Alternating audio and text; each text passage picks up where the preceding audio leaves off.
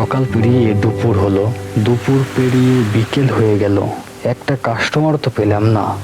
লোকজন কি এখনো বুঝতে পারে নাই যে খালপাড়ে সস্তার হাট বসেছে? আরে ভাই কবির, আমরা তো একটা কাজ এখনো করি নাই। কি কাজ রিবন ভাই?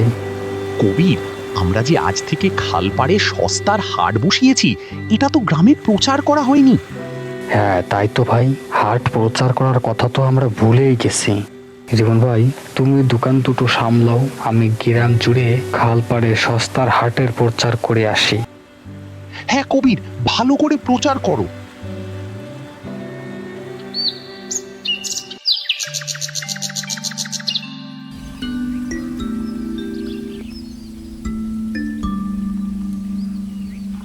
কালু, বেশ কয়েকদিন হয়ে গেল খাবারে সেই স্বাদ পাচ্ছি না, বুঝলি তো।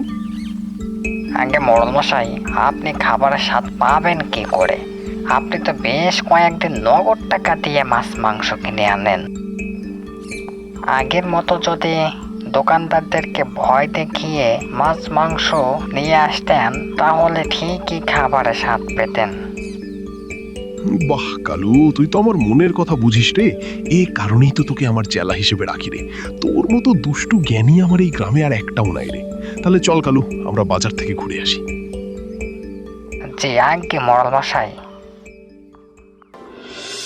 সুখবর, সুখবর, সুখবর। গরিব দুঃখী দিন মজুরির জন্য সুখবর। এখন থেকে প্রতিদিন খালপাড়ে সস্তার হাট বসবে।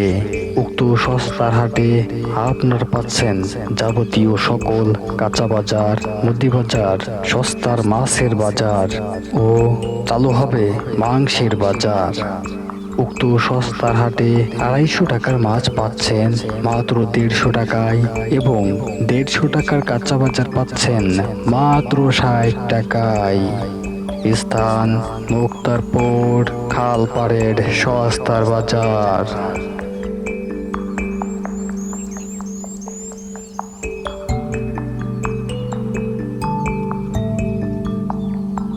এই 10 কেজি মাংস দে।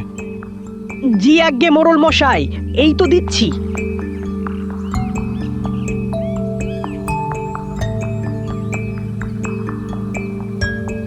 মোড়ল মশাই, মাংসের টাকা তো দিয়ে যান।